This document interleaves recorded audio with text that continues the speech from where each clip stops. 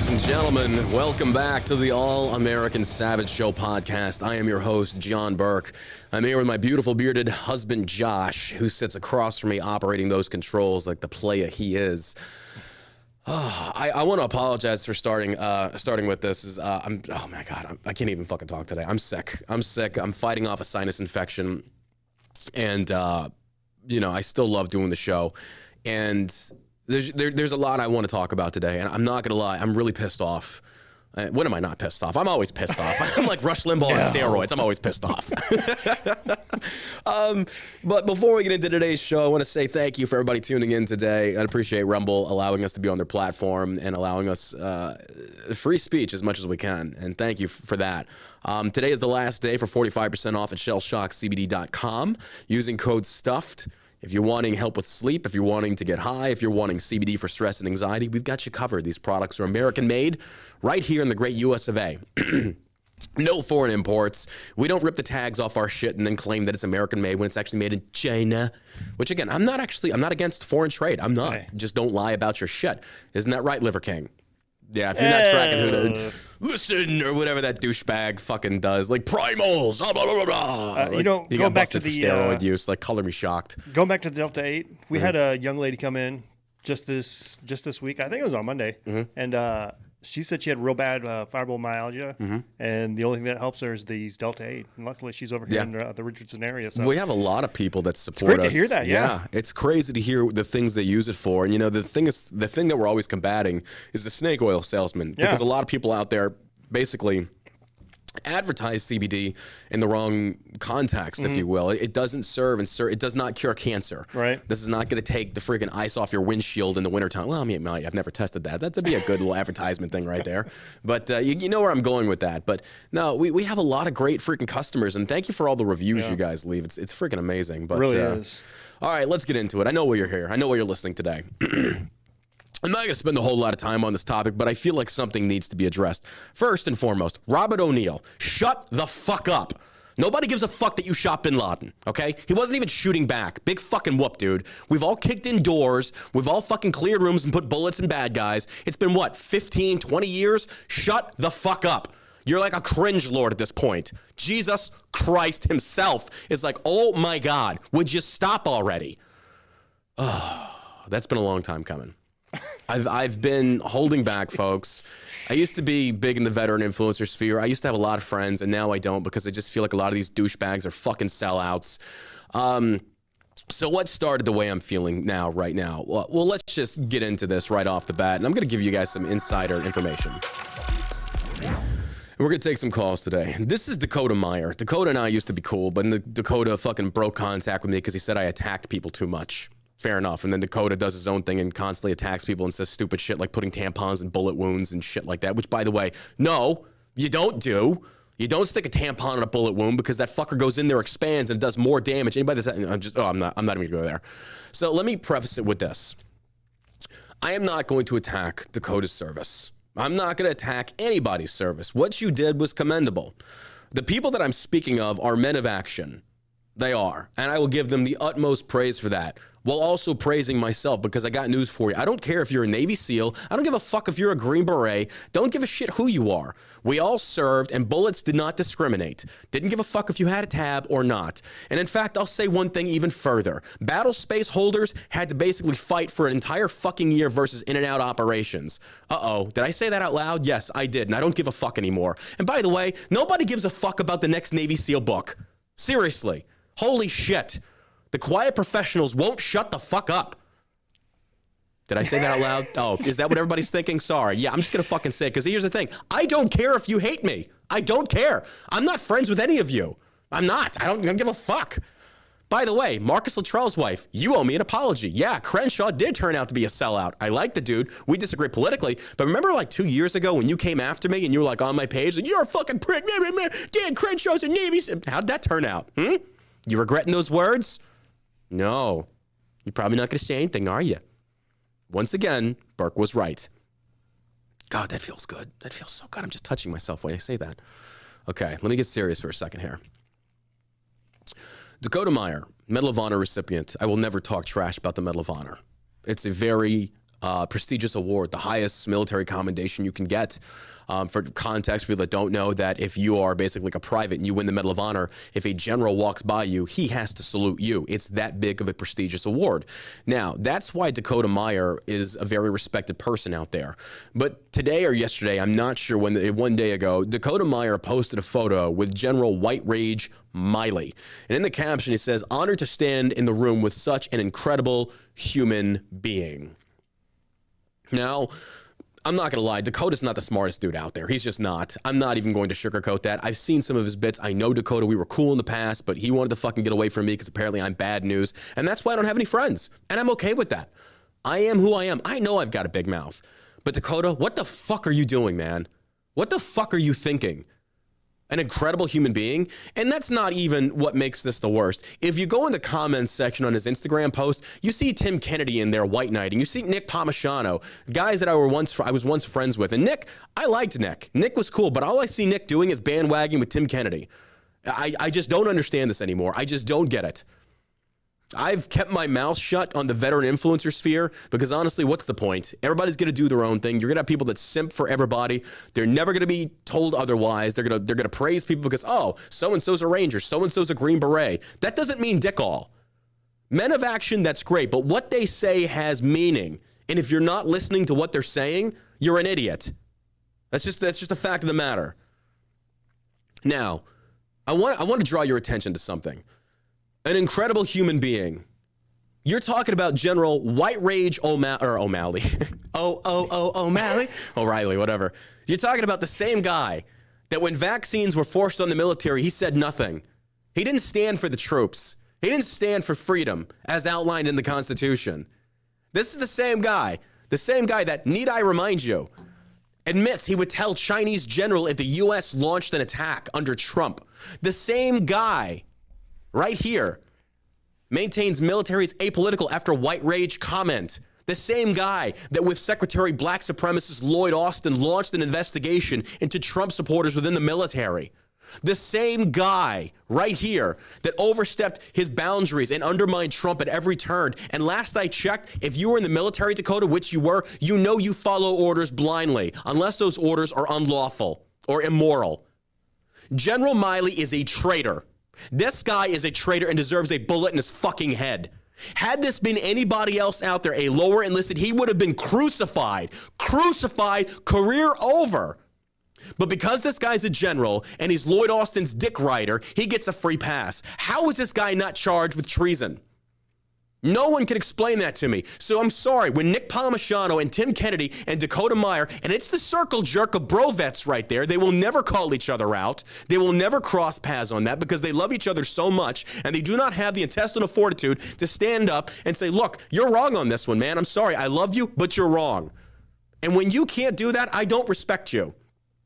Now, I interviewed Tim Kennedy a while back at the NRA show because of his comments on the Second Amendment, and he never apologized. He just doubled down. Fine, whatever. I don't care. But dude, what the fuck?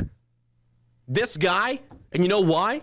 Because apparently he supported the Afghanistan mission to go in there and get guys out. That's fine. That's also kind of your job.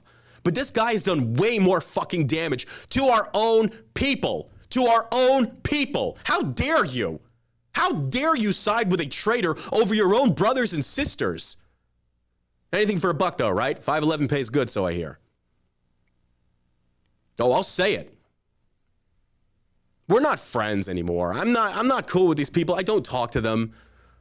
My God, we've all went our separate ways. Fucking Yusha Thomas, Drew Hernandez. I don't talk to anybody anymore. After Drew Hernandez's stupid comments over the fucking BLM riots, I look at these people and say, I don't respect you anymore. You're stupid. You're just fucking stupid. And this once again proves that veterans in the political space, just because you serve doesn't necessarily mean you know what you're talking about. It really doesn't. There's a reason people won't debate me. There's a reason people won't come on my show. At least Nick Palmisano did, and I respect him for that. Crenshaw did. Crenshaw did. I'll give him that. Yeah. Yeah, even Kennedy did. I'll give him that. But he said the only reason he did it is because my wife is a cop. My ex-wife's a cop. Like, oh, okay, well, thank you for doing me that favor, I guess. Whatever. Rob O'Neill. What else do you do besides fucking suck your own dick about killing bin Laden? you know that a lot of people in the Spec Ops community think that you guys are fucking sellouts? Oh my God. And Ray Cashcare, you're on the list too, bro. $7,000 for a 3-day course to yell at people because you got a Napoleon complex? Get the fuck out of here. It's like a cult. I'm sitting there, like, at first I was like, no, this is a good thing. Men need like good guidance, but $7,000 fucking dollars? Holy fuck me in the ass. You're taking advantage. You are taking advantage. And you're using your service to do it. And I'm going to take one further. Audie Murphy starred in a movie about himself, To Hell and Back, I think it was called. Fucking dick-riding sellout move. Uh-oh, did I say that out loud? I did. That's a fucking, are you kidding me? Hey, John, we realize that you got the Medal of Honor, and we got this great idea. We're going to make a movie about it, and you're going to star in it. Does that not smell of, I don't know, being a fucking sellout? Didn't at one point in America, action spoke louder than words? But the problem that we face right now is in the bro-vet veteran influencer sphere, money talks, folks. Money talks. These sponsors and corporations pay big fucking money. Big fucking money. And when they say you're going to take a stance, you better snap to, bud, or your fucking contract's over. And you know why? Because a lot of these people out there don't want to lose that fucking paycheck. Mm-hmm. Now, pardon me, while I stand aside, push pause on this, and suck my own dick for a second. You know why I don't work with the likes of BRCC and any of these people? Because nobody respects you anymore. Fucking Evan Hafer. Are you fucking kidding me? The shit that you've said? Holy fuck me, dude. Now, granted, I'm not saying everything is wrong here. I get the whole aspect of like, yeah, the Black Rifle doesn't support Kyle Rittenhouse because that podcaster. I get it. You don't have the right to say that a company supports something without that company making an official statement. So they pulled sponsorship. That's fair enough. Mm-hmm.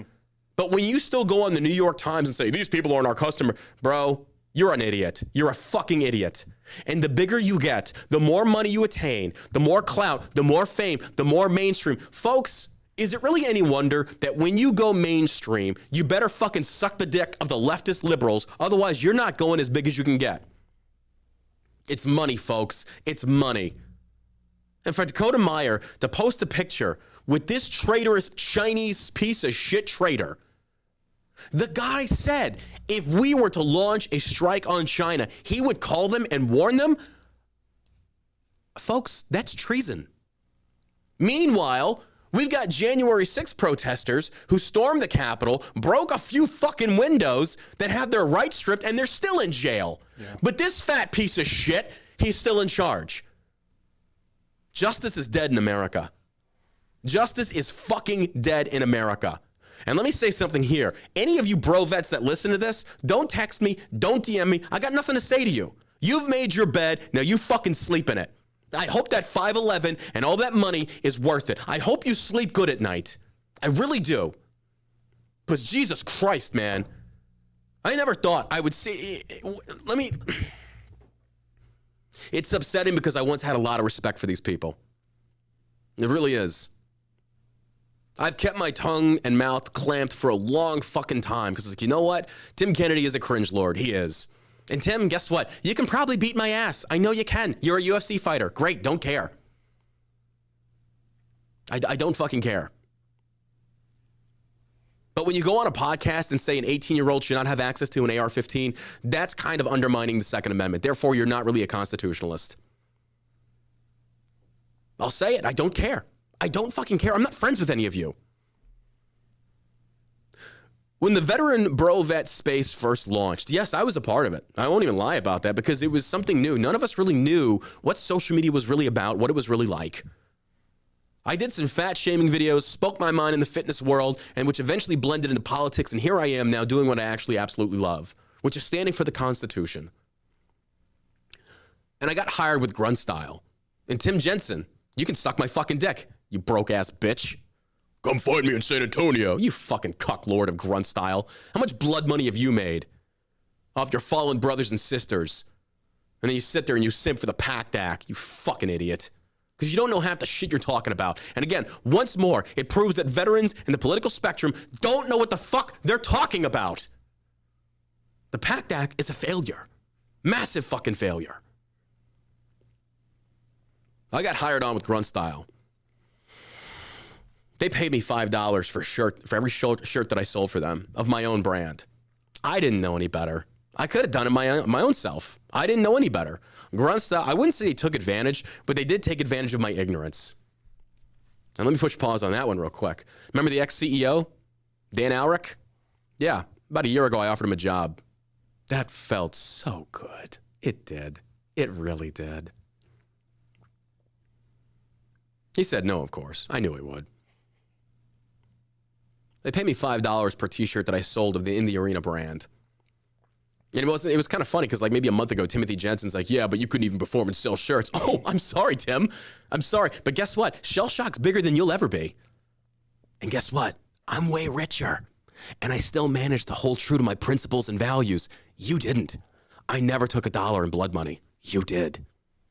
Piece of shit. Your actions speak way louder than your words. Can you imagine for 1 second, for 1 fucking second, making money off of fallen people? There's a difference in raising money for a cause and donating it to the families. Donating it, excuse me. And there's another difference when you're actually making money off of them. Let me go back. So I worked with Grunt Style for like what, 6 months, a year, and then I was like, you know what? I'm gonna do my own thing. Left them. I had talked with 9 Line. Didn't do anything with them. I got Graham Allen to start. Yeah, Mr. Bible Thumper himself, taking pictures of cringe shit in his fucking truck with his gun. Another cringe lord. I regret that to this day, sharing his videos and getting him a start. He's even told people, he's like, yeah, John Burke got me. I regret that. I want to formally apologize for that. Big no-no. Had no idea what was going to come from it. Is what it is. Did he win his congressional run? I don't think he did. Thank you, Jesus. Or maybe it hasn't hit there yet. I don't know. I think he's running in North Dakota or some shit like that. He's a fucking cucklord too. Anyway, do you notice how Turning Point recruits a lot of douchebags? It's true. That's why Turning Point's a fucking bunch of morons.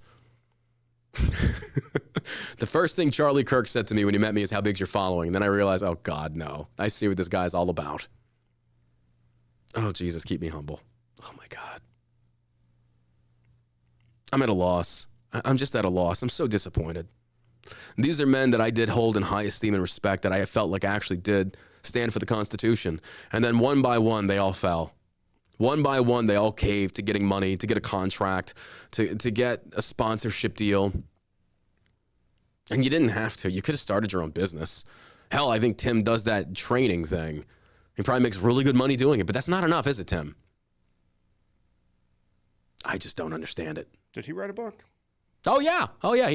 Within like a year of Afghanistan falling, there was a book. Quiet Professional, huh? No, not really. Then again, it is what it is. You see these people for who they are. I don't care. I'm not friends with them. And don't bother contacting me. I just don't want to talk to you people anymore. I'm over it. The last I checked, everybody's still doing the same. I think Drew Hernandez is still trying to be a Hollywood star, and Yush is probably still selling Butt Sarge t-shirts and all kinds of shit like that. And Dakota's probably out there still talking about putting tampons in fucking bullet holes and LARPers, and I just don't know. I don't care. I just kept my mouth shut about a lot of stuff, and I'm so disappointed. I'm disappointed in myself in certain aspects. But I am thankful that we've managed to stay true to ourselves and do this thing the right way. We never sold out. Never took $1 from anybody. So after Gruntstone, after 9 Line, I just kind of did my own thing. And I thought it was cool, you know. I got contacted by some high up people. I got to talk to Matt Best. JT and I are still cool. I like JT, but I don't really care for Black Rifle anymore. I really don't. It's a cult at some point when you really look at it. When you post a picture with Laura Bush in a Starbucks and it's like, drink Black Rifle. It's like, why can't you just drink what fucking tastes good? And if you want to support a company because they offer a good product. It's just that easy. Yeah. It's just that fucking easy. If the product is good, it doesn't matter if it's veteran owned. It doesn't matter if it's civilian owned. The product speaks for itself. I've said that so many times. But here we are. And years later, I look back at what we did. I didn't see anybody beside me trying to stand for veterans and go after the VA, and to the point, and I've told people this, I was broke. I didn't have any money. Everybody said, you got a large following. Dude, who was I getting paid by? Facebook hadn't monetized videos yet. I hadn't really pushed into YouTube yet. The most I made on a YouTube video was like, what, $2,000, $3,000? And that's not enough to pay the bills. I was driving my own car to these VAs across the country, scrapping my own fucking money to go after these motherfuckers. And I got no support financially. None. And I look at these other influencers like, look, can't you tell that our brothers and sisters are hurting at the hands of the VA that's killing them? Where are you? Why aren't you saying anything? But no. Let's go get the contracts. Let's go get the money. And, teach their own. I can't sit there and fault somebody for not pursuing the same passion as me. And I will give BRCC their credit. They've done a lot for the veteran community. They really have. They've donated a lot of money. I will give them that. But a lot of the things Evan Hafer said is just like, dude, are you fucking retarded?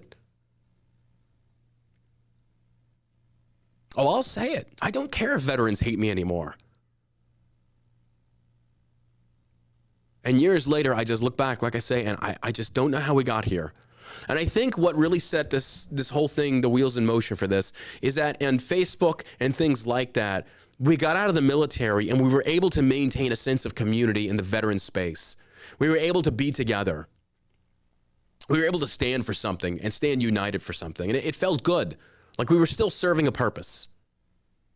And then you had the likes of the disgruntled or the disgruntled veterans or whatever. And everybody jumped on that thing. And I'm sitting here saying, wait a minute, why are you wanting to represent yourself as being a dysfunctional veteran? I remember I caught all kinds of flack about, they do a lot of good. Yeah, but they do way more damage. Or you could just do nothing but good. It's just my 2 cents. I stood on principle every single time and came with the beatings afterwards. I'll take beatings for this too, because the simp lords out there like, oh, don't talk about our freaking, he served in the military. We all did. Who fucking cares? I'm not going to write a book. Who gives a shit? We kill people for the government. Who gives a fuck? Whatever. I look at posts like this, and that means something, man. That means something. That's a traitor you're standing and shaking hands with. That's a fucking traitor. We've got to stop closing our eyes and pretending like this stuff isn't real. It's real. Not calling these people out is what's wrong with the American veterans in today's society. You know who is calling them out? The military meme community. But the same people that stand for freedom and guns and drink my coffee, buy my t-shirt, why are you not calling them out? Where's your loyalty to an oath and to a constitution? Where are you at? The same people that make money off of patriotism and selling you bullshit products won't say a fucking word when one of our own strays off the path. And last I checked, the NCO Corps has a duty and a moral obligation to check our brothers and sisters when they stray from that path. And it's not because you do it out of hatred, you do it out of love. This corrects the community. Because that's what we are, isn't it? Last I checked. Money talks. And isn't it interesting how men of action, and this is coming from me, I fought in the Pesh River, fought at the mouth of the Korengal, saw some of the worst shit imaginable.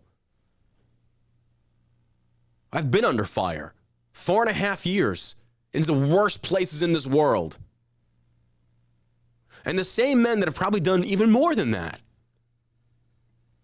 they can be heroic under fire and do incredibly extraordinary things. And then you remove them from that environment and you put them in the environment where we're going to throw some money at you. And suddenly, you cashed in. And you sold out. Why? Why do that? I don't get it. I don't understand this. And just because General Milley, Nick Palmisano, and Nick, I do like you. But bro, come on. This dude can do a lot for the Afghanistan refugees over there. Great. But calling him a great human being because of that? He fucking crucified our own. I don't understand, y'all. I just don't. So I'm going to end it with this. Stop buying what these clowns sell. Think for yourself, to include myself. Don't follow me blindly. Fuck, I get things wrong. Josh always gets things wrong because he's stupid. No, I'm kidding. I love Josh. But why? Open your eyes, folks. Open your eyes. And aside from the military action, which I am not insulting, I will never do that. but listen to what they are saying. Hear them. The actions come from the words come from the thoughts they have. If I ever met General Milley, I would still respect the rank in a sense, but you would never see me post a picture like this. I would fucking take him aside and say, General, I need to pick your brain on something. Just like I did with Crenshaw. And there's a reason that other people will not come on my show. They duck me. And by the way, Tulsi Gabbard liked this photo too. Interesting. Tulsi, come on, you know better. You know better. But here we are. We all have to be friends. No, we don't. Why don't you stand for something? I'll leave it at that. I'm disappointed. I'm so fucking disappointed. But also at the same time, I'm not surprised. In the slightest. In the slightest. It is what it is. All right. So with that being said, let's get to today's news. We are going to take some calls later. The number's 214-817-1689. All right, let's get to the news, folks. General fucking woke Milley piece of shit. Yeah, fuck that nerd. Rip It came out with some new flavors. You see that? Yeah, it's pretty good. Pineapple's really good. It tastes like semen. Oh, my God. Yeah, all right. You feel better? No, not at all. I'm still disappointed and disgusted with these people. And yeah, Kim Ness in 1980 is a popular popular. It is. It really is. That's all it boils down to these days. Just who can be more follower. I don't get it. But whatever. I mean, I do get it, but I just think it's ridiculous. So, but here we go. All right, Disney's Bob Iger contradicts himself over Disney's fight with Florida, expresses regret after earlier denouncing anti-grooming law. For those that don't know, Disney has lost a fight in Florida. And they brought back the old CEO because the new CEO went woke, went stupid, went off the rails, and Disney hemorrhaged money. Hemorrhaged money bad. They lost the woke fight. Disney's returning CEO Bob Iger has expressed regret the company got into a fight with Florida over state's anti-grooming law, telling Disney's recent employee town hall meeting he was sorry to see us dragged into that battle. Once again, people just want a theme park with no politics, no agenda. Mm-hmm. Sell your overpriced hot dogs and your stupid Mickey Mouse hats, and that's it. That's it. But you've already seen, oh, by the way, we got another article, CNN layoffs begin. Fuck those nerds. About 5 years too late. Yeah, right? And then Don Lemon goes on, there's like, CNN was never liberal. These guys are so stupid. Bro. You know, even you've Iger, been sucking too much dick, dude. You've just lost all sense of fucking just reality. Even Iger got on the don't say gay train. Mm-hmm. He did. Yeah. These people, it's like all he's trying to do right now is backpedal. He sees Disney is hemorrhaging hard. They don't care. By the way, for those that were sitting there simping for, let me see something real quick. Let me see something.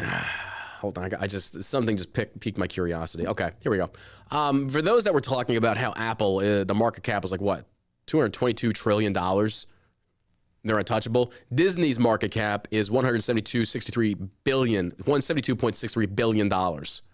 There is no such thing as a company being too big to be brought to its knees. That's what Disney is doing. They realize that when you want to go and alienate over 50% of your freaking voter base or your consumer base, you're going to lose, especially when you go after the kids. It's got to be more than 50%. Probably, because even Democrats are seeing when they come out there and they literally say that we are going to make LGBT propaganda for children. Yeah. You've lost me. Yeah. America will never be fully gay. It's not. America does not accept gay. Yeah, I can't imagine that every single Democrat wants an adult talking to their kids about sex. Exactly. America's never going to accept gay as being norm. Mm-hmm. It'll be tolerated. It'll be accepted in the sense of you do whatever the fuck you want. Right. But when you try and force those views and you make people take a position, you are going to lose. They will be against you.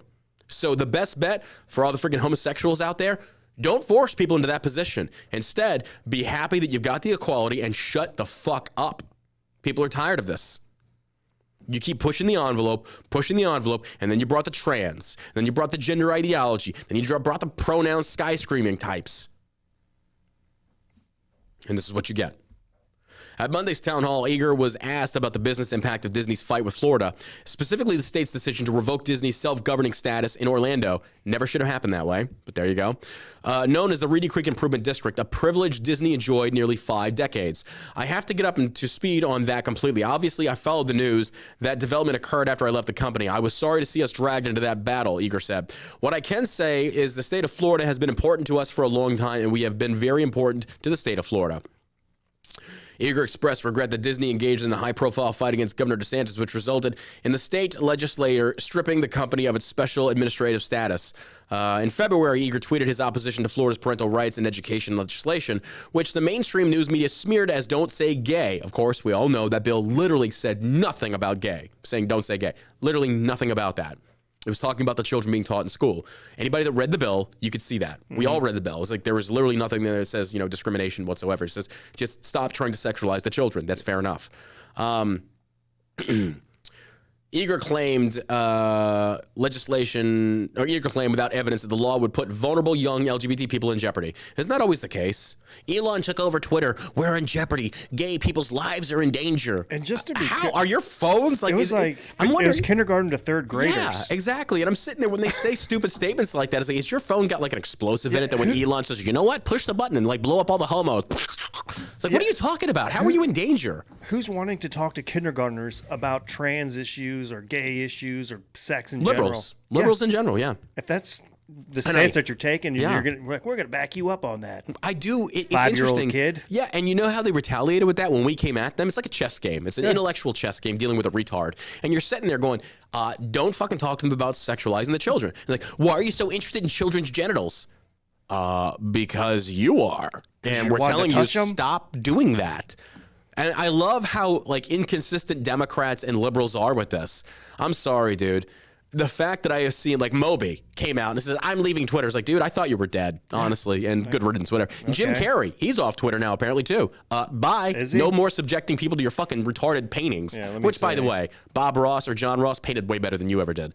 But his account's still there, but apparently that's his last tweet. So then you're not leaving Twitter. Your account's still there. Delete your account. Yeah, but it's still there. But the reason I say this is that Elon has not implemented any measure on Twitter that favors Republicans or anybody that is just right of the left. Nothing. All he's done is balanced the scales. That's all he's done. And liberals cannot handle that. You are fleeing in mass exodus off the platform because you cannot stand and debate your principles, because you lose every single time, which leads me to truly believe if there was a civil war, liberals would be the easiest people to ever conquer in the history of people. You don't fight. You don't know how to fight. What you do is you go to these rallies, you throw bullshit, you get your Antifa little douchebags up there, but you guys would lose in a fucking instant. You don't know how to use guns. You don't know how to fight. You should remember that. The fact that you're fleeing Twitter, you're a bunch of fucking cowards. Stand. Alyssa Milano, I'll at least give her props, kind of, because she's like, I'm not leaving. We can't recede this territory. But you limit your comments, you stupid cunt. She loves it way too much. She does. She loves the attention. Loves seeing herself. She does, yeah. Crochet mask cunt. But just to keep this in mind, I'm still not going to support Disney. This is the same dude. It's a new CEO or an old CEO. Same bullshit. Yeah. The only thing is they're just not saying it out loud anymore. They're still going to do it. They're still going to do it, folks. Continue to boycott Disney. The girlfriend was talking about, like, we should go to, I've never been. Isn't that like part of every adult or every child who should go to Disney World? I'm not going to go. And normally, I don't really give a fuck about boycotting. I do know it needs to happen. I do know in certain situations, for example, of the pedophile brand Balenciaga, yes, absolutely. I've got an article on that. People are taking power into their own hands and they're graffitiing their stores. Good for you. Firebomb the shit out of that shit. I don't say that out loud. I'm sorry. Don't do that. Don't do that. Actually, with pedophiles, I don't fucking care. I don't give a fuck about you. I'm not going to be one of those podcasts like, oh, I shouldn't have said that. Or like that Ethan from the fucking H2. I want to beat that little fucking douchebag's ass. That little fat shithead. Want to sit there and call out Joe Rogan? Bro, you better check yourself. You better fucking check yourself. Who was that? That Ethan, that fat little douchebag from fucking the H2 podcast or whatever. He's a little cucklord. Just another example of a nerd behind a keyboard that basically... Yeah, there's so many like little turds. There's a difference in like combating somebody's ideas and saying you're wrong and explaining that versus like, Joe Rogan's a piece of shit. Blah, blah, blah. Okay. Like, that dude's bigger than you'll ever be, bro. But still. He's only like 5'2". Yeah, Rogan's a fucking beast. He is a beast. Fucking beast. I don't listen to his stuff. It's honest. I don't find him very entertaining, but it is what it is. You know, I like his UFC commentary. He's got some interesting points. I think he's got interesting guests on there. That absolutely. Especially when you're stoned and listening to, you're like, he's probably stoned too. Honestly. Yeah. But going back to the Disney thing, they're not changing anything. They're changing a different CEO because the other one dragged him into this fight. You shouldn't have done that. Just be Disney and shut the fuck up. I think, you know, obviously Iger is a extreme leftist. Yeah. And probably shares the same ideas. Obviously he does. He tweeted about it. Yeah. So I think they're just doing damage control. He's doing damage control. They're getting that but he CEO also out. They're bringing this guy back. Yeah, he understands business first, politics second. They'll bring. I don't even know that's. I think it's more about power and just being able to. You know, there's just so many underlining pedophile things that go on at Disney. It seems like you have child traffic rings that they busted there. So, you're right. I forgot about that. They found like a lot of the employees were pedophiles. Yeah, right. So, but you know, wait. To be fair though, I'll be honest with that. They had no way of knowing. I think it's part money, but I don't know, dude. How would you know if somebody's a pedophile? Like if anybody got like 6,000 cameras around that park. You're telling me they don't know what's going on around there? Oh, you're talking about it happened in Disney? Yeah, it happened in Disney, right? And I thought they were just outside of Disney. I don't know. Now, if it happened in Disney, you got a point. But if somebody came into our shop and was like, "Hey, I need a job," and we hire them, and we didn't know they were a pedophile, I mean, we can't be blamed for that. Well, no, not for that, but it just seems like there's a lot of shady stuff that goes on there. I just don't trust them. Fair enough. You know, I just think they're sick people. I think they're agree. evil people. Yeah. And again, I agree with you that I'm not taking my kids back to Disneyland or Disney World just because I'm. You know, I don't want to support a pedophile business. Yeah, that seems like they're just a bunch of groomers, in my opinion. Do you know? I saw in the more articles about the Balenciaga stuff and things like that. Do you think this has always been there, or we're now seeing this? I think it's 100%. Is absolutely, it's always been there. Yeah, I agree because for it to like the Epstein Island stuff, it's always been that way. It's just that with the rise of social media, people can actually speak out about it now. And then you have platforms like Twitter. You know, where they would use it like that. I was reading a story about that. I think his name's Andy Ngo or something like NGO. Yeah, I know you're talking about. Yeah, where he's a good reporter. These Antifa douchebags were tracking him using Twitter. Yeah. To coordinate to where he is, and when they finally got a hold of him, obviously they jumped him. And beat him up. Yeah.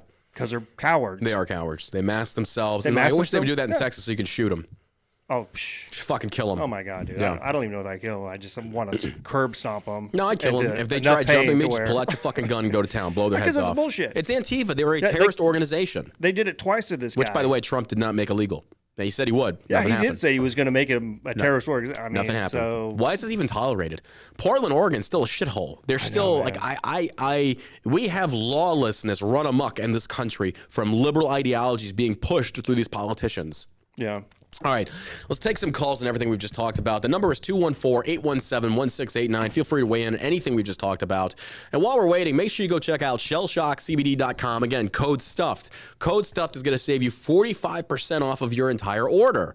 Jump on this because today is the last day. Stock up now. And we got a great deal coming for you in December, but make sure you grab your stuff now and stock up. And if you could, on the Rumble, hit that little plus button. Excuse me, the plus button or the like button. Dude, I'm hurting so bad. You're fucking killing me. I'm so sick right now. Hit that plus button. It helps us out a lot. Make sure you go follow the locals community. We can't thank you guys enough for everything that you've done to support us. And again, it is code STUFFED, 45% off of shellshockcbd.com. Like I said, today is the last day of the Black Friday sale, which we did an entire week. Just to give people a chance to catch up. So, ready? All right, let's go ahead and take some calls. Hello. Hey, what's up, man? I called yesterday, and I was the guy that has all the chickens we're doing now. We're off grid. Well, not off grid. What's going on, man? Gotta wait for beat too. Hey, I just turned on you guys' live stream and saw the Milley thing, Dakota Myers. Yeah. You know, it blows my mind how people think just because you wore a uniform that you are honorable in the sense of like, you know, your country and stuff like that. And not you. No, I get what you mean. Yeah. In the Marine Corps I'm not honorable. I'm not in the slightest. Josh will tell you, I'm not honorable. I mean, there's things about you. No. Like, I get what you're saying, though. Great dick sucker, though. I'm a great dick sucker. Yeah. I was in the Marine for 12 years, right? And at first it was super embarrassing. I didn't get promoted. I was E5, right? I was like the most senior E5. But one thing about me was that I had ethics and I had certain standards, and the higher ups I was around hated that because I called them out continuously. And I do it tactfully.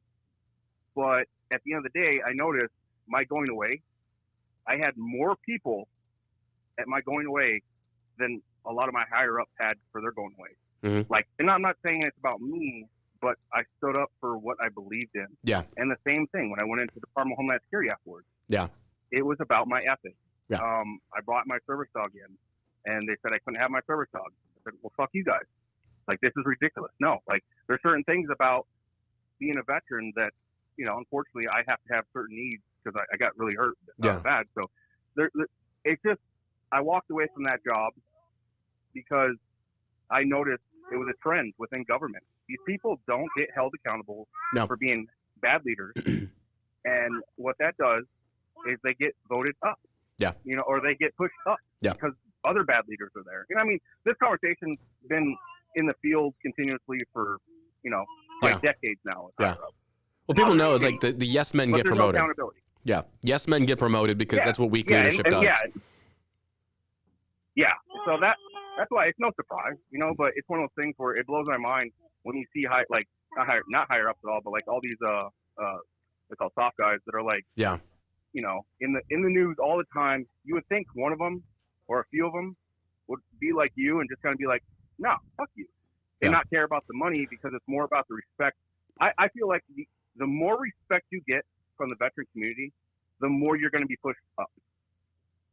And I think it's all money based, like, honestly, dude. I think it's like a cultish thing. Like you saw like the rise of the BRCC, and then just like Grunt Style, just like Nine Line, they did the same thing to me. When people start coming up through social media, they want to grab these people and turn them into ambassadors. And the BRCC was amazing at doing the patriotic thing, and it resonated with a lot of veterans, and they do really good advertisement. So when veterans saw that, they were instantly drawn to it. Do what? Yeah, but they woke up with the Rittenhouse thing. Yeah. Like that's what caught me on. I was like, wait, what? Yeah. Like that blew my mind when I can't remember exactly, and I'm not going to paraphrase it, but you know, with Kyle Rittenhouse, it kind of was like, dude, they're retarded. They're retarded for going that route. Yeah. Because 90% of their freaking customers are the guys who support Rittenhouse. I agree. You know? It's like, and you can't sit there and condemn Kyle Rittenhouse because he utilized the Second Amendment. And people making that argument of like, and by the way, thank you for your call, but I appreciate that, man.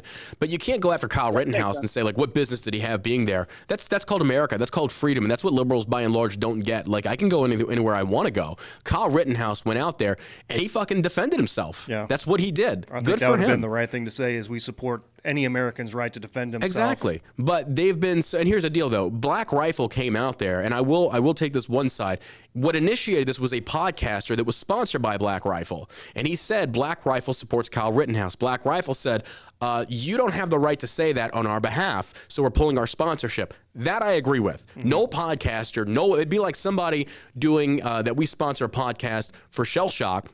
He said, by the way, Shell Shock, endorses child drag shows. Yeah. Fuck no, we don't. Or regardless of even if we did, no one gave that guy authorization to make that statement on behalf of a company. But it didn't stop there. Mm-hmm. I agreed at that point. But after that, when Evan Hafer did the interview with the New York Times and shit like that, I'm reading this and I'm like, dude, what the fuck is wrong with you?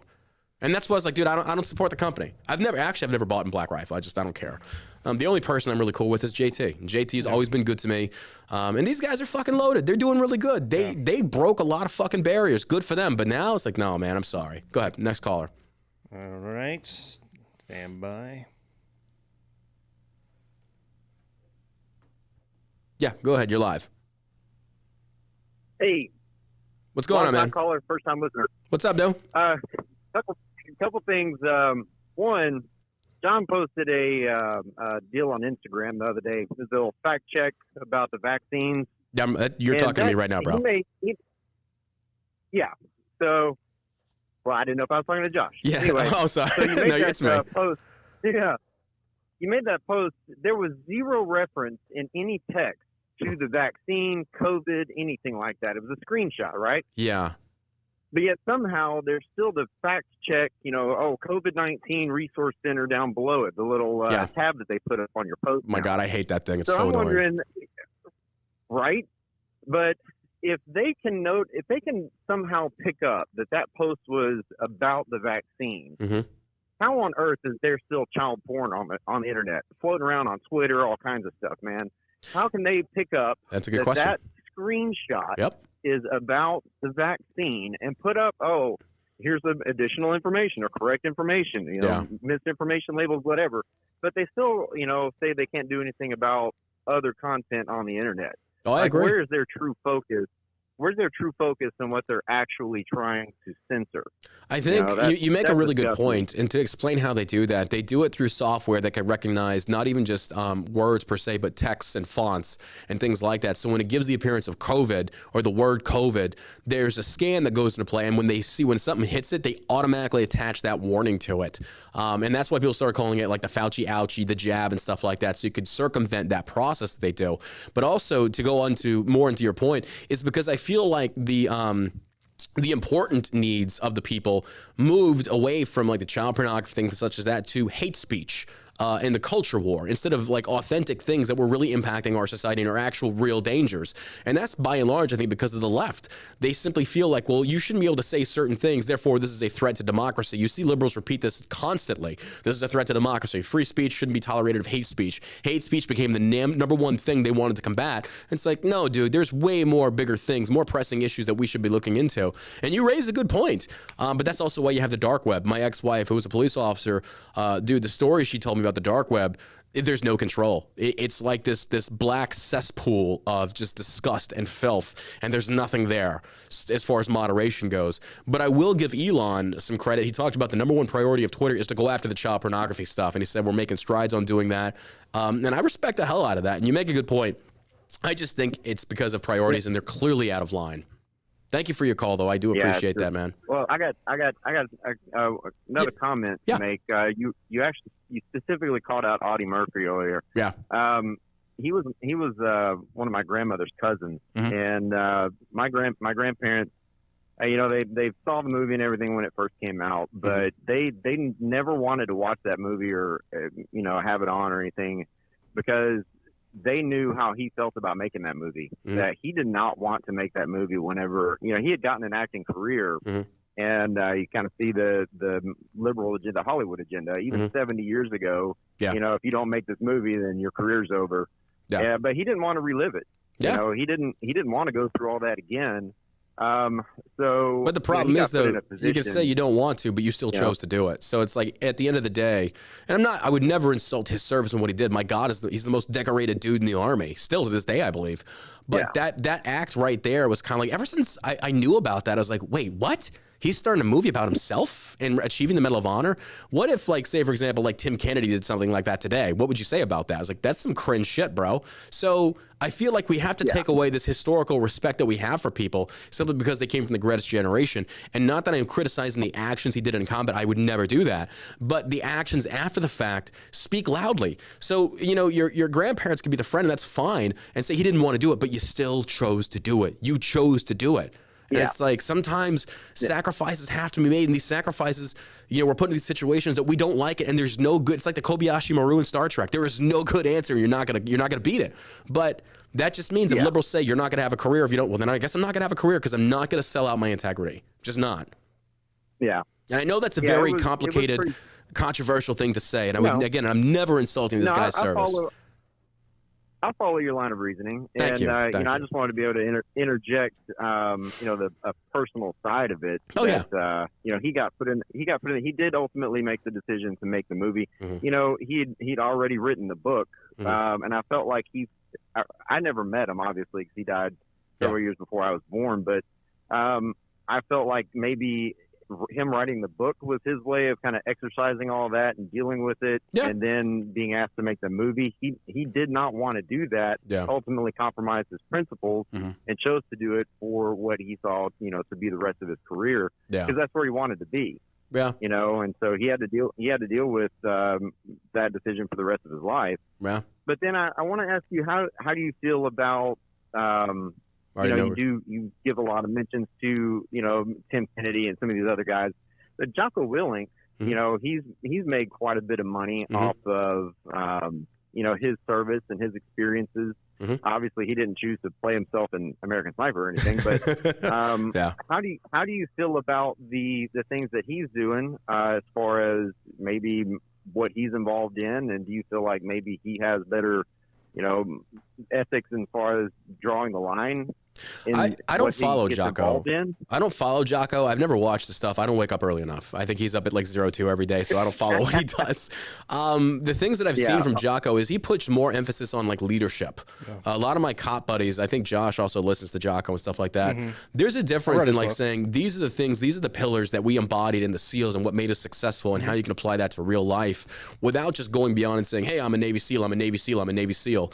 But that's I can't really comment anymore on that because I don't know Jocko. I don't know anything he's really done. I know he's done a T and stuff like that. As a civilian that has listened to his material, read his book, he just he doesn't really insert himself into the political arena, but he just talks about extreme leadership and how to conduct yourself. Didn't he write the book like The Dichotomy of Leadership or something like that? Yeah, extreme leadership. Yeah, my buddy's a cop and he lives by that. It's like, hey, that's motivational as hell. Good for you. Like, I'm not knocking that. It's just that when people take that service and they cash in on a sense of like, look what I did, look what like Rob O'Neill.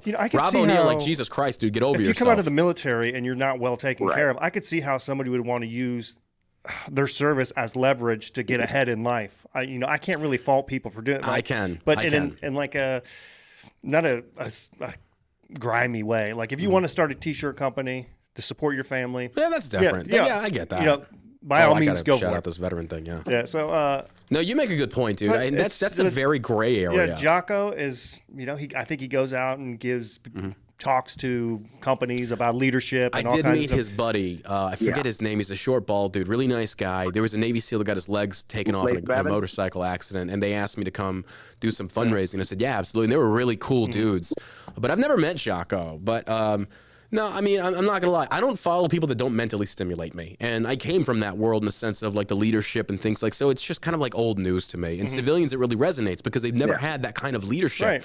So when you're around something so much, it doesn't mean anything. And it doesn't mean it's any less valuable. It just means like if all you've done is cars and mechanics, and then somebody else comes out that they want to start like a car mechanic thing, it's like, yeah, whatever. I know what that it's about, so I'm not interested. Sure. I'm not saying it's not valuable. Yeah. But I think, honestly, basically, dude, it boils down to what you individually think. Do you think that they were just leveraging their service and their actions to make money off of that versus, like, these are the skills that I picked up in the military, and this is how you should apply it to your life, and you can actually help change lives and stuff like that. And if you're making money doing that, that's fine, because I don't feel like you're selling out. You're actually selling an idea and a principle of motivation that you got from the military, and that actually helps future generations in saying, hey, don't be a bitch. Get up early. Like Benjamin Franklin said, early to bed, early to rise, makes a man, you know what I'm talking about. So it's a very fine line, but I will say the to juxtapose Jocko, you've got Rob O'Neill.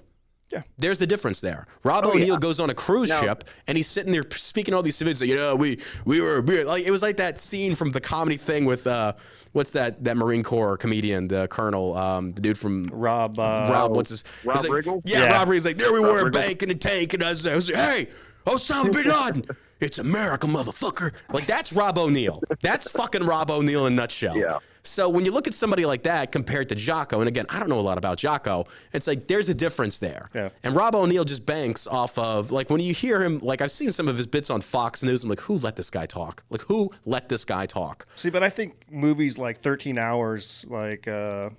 those guys put together. Yeah. Chris Peranto. Yeah, I think Chris that's Peranto is very somebody important. else that I do have a lot of respect for because I never saw him sell out.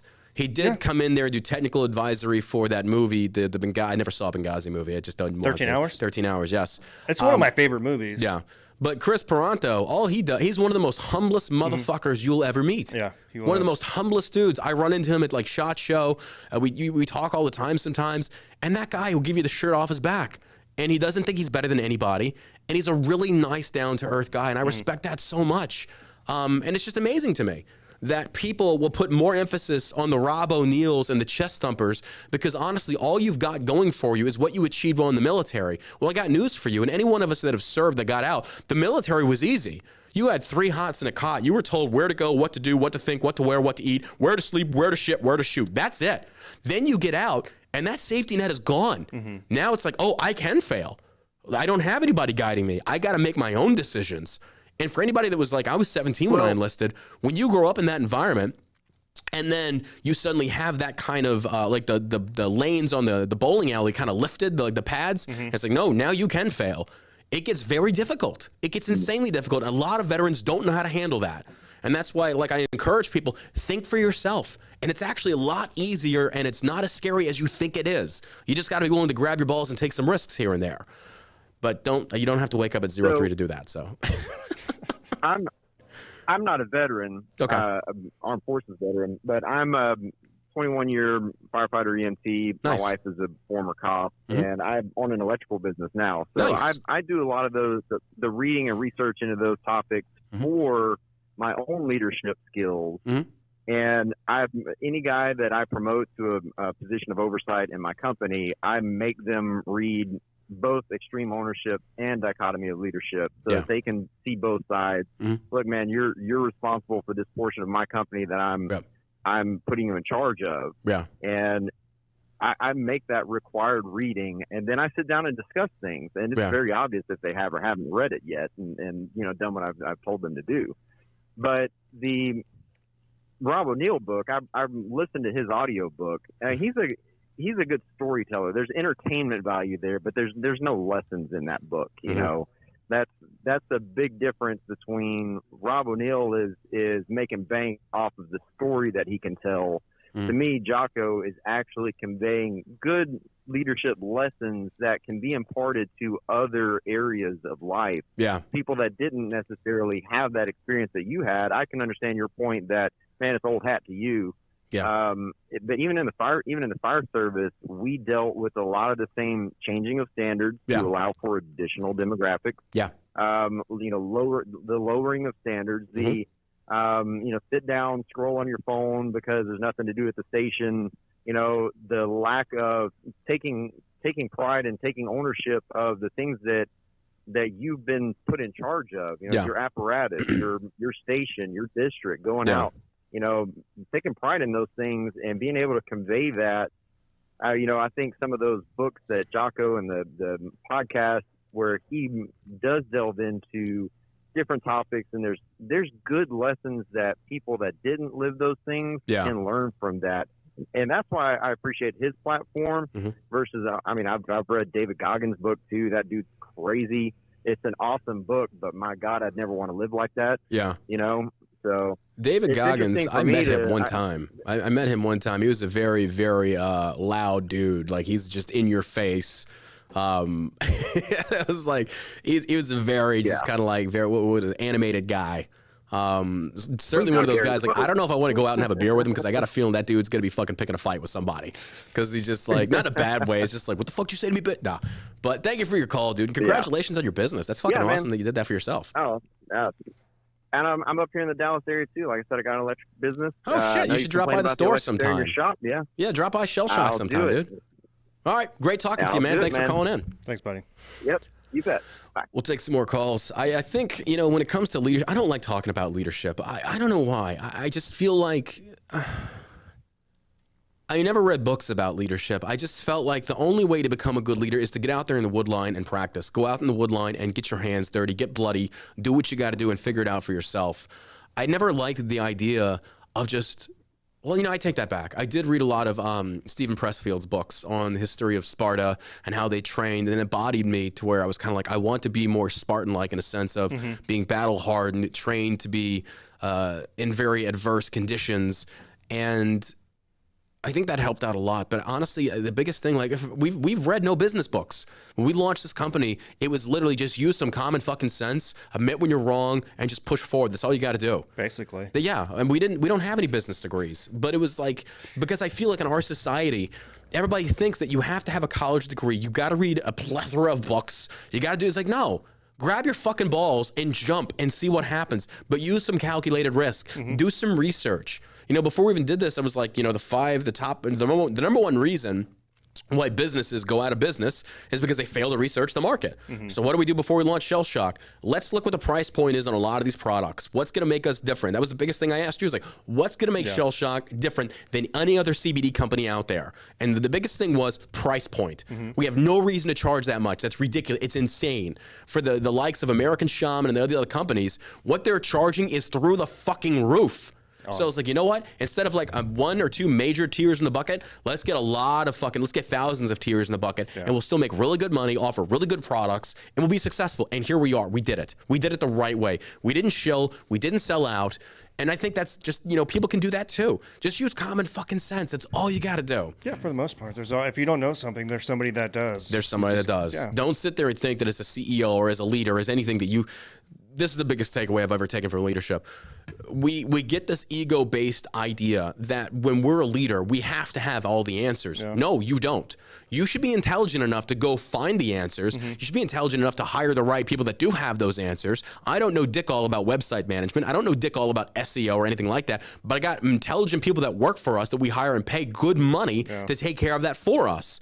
But in the end, it's kind of like we're the ship's captains. We steer the ship. Other people do the rowing and the steering. And as long as they're getting us in the direction that we need to go, and we're not breaking any eggs or cracking any skulls, and we're still making sales, I don't fuck with people. I remember big boy rules in the Army. It was like, if things are working, if I got a team leader that knows what he's doing with that gun team and it can effectively put fucking rounds on target, I'm not fucking with him. He knows what he's doing. There's no point.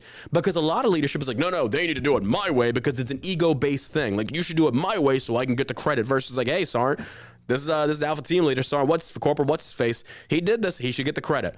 And then if you have good leadership, they'll also recognize the fact that you as a leader let that guy flourish, but not by not putting a thumb on him, but instead encouraging him to think outside of the fucking box and practice and go drill. That was the biggest thing.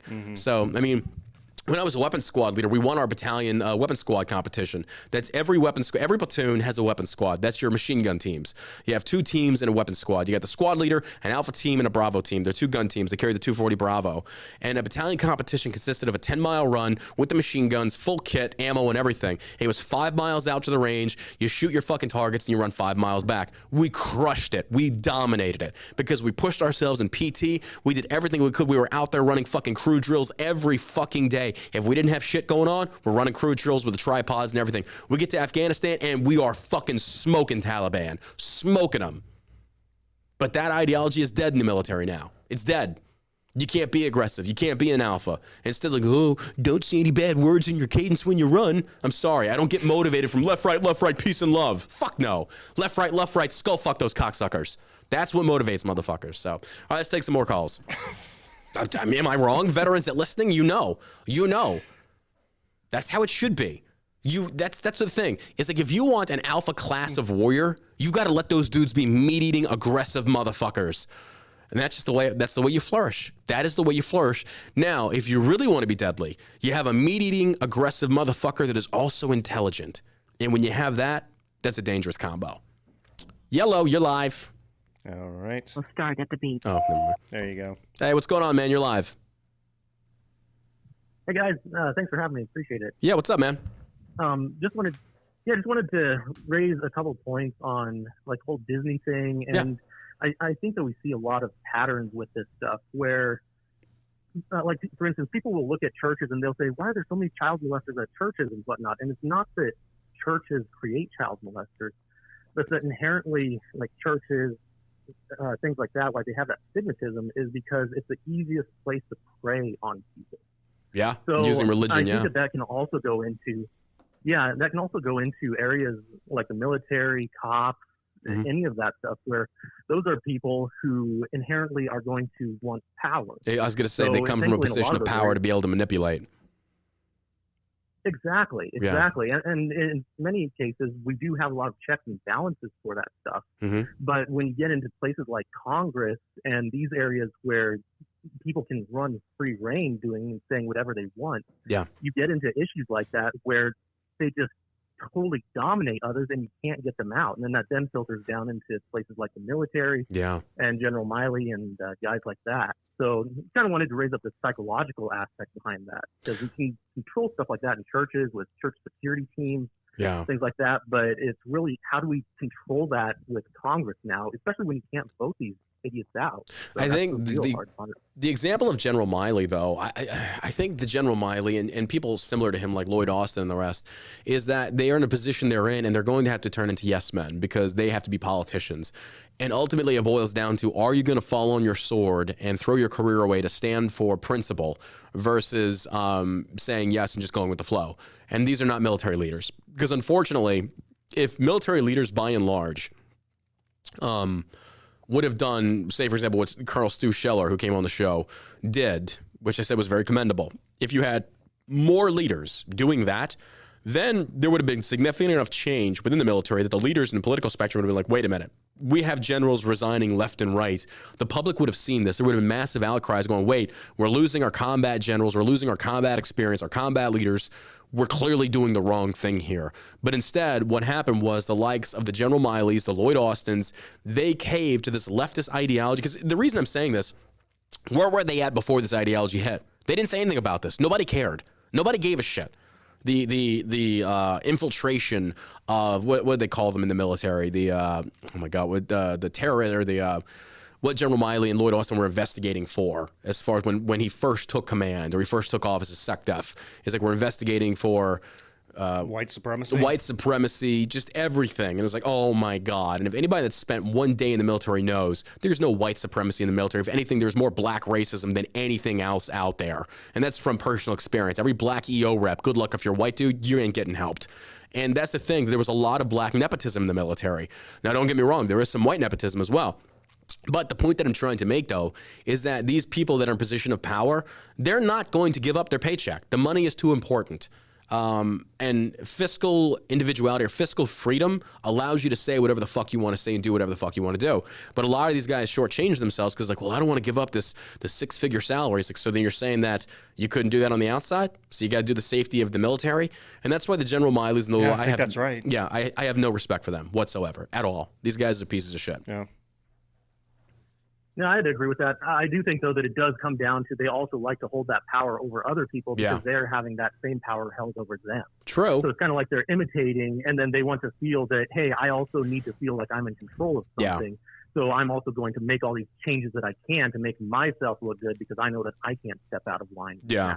Oh, 100%. I agree with that. Yeah. They don't want to lose that feeling of being in control and having power over people. Yeah, I agree with that 100%. Thank you for your call, bro. Very good points there. Yeah, thanks, buddy. Yep. Thank you. All right, we got time for one more call, then we're going to move on. We got some other topics to discuss here. And while you're waiting, foes, hit that like button on Rumble. That helps boost our algorithm, gets more people with eyes on the show. We really appreciate that because you guys are helping the show, getting more and more views, more and more eyes on it. And that's a great thing so we can get our message out there. And we're going to move on from Disney after this because we got some articles about Balenciaga. Kind of funny about what people are doing with Balenciaga. They got some graffiti going on in some stores over in London, which is hilarious to me. So you can call in right now. The number is 214-817-1689.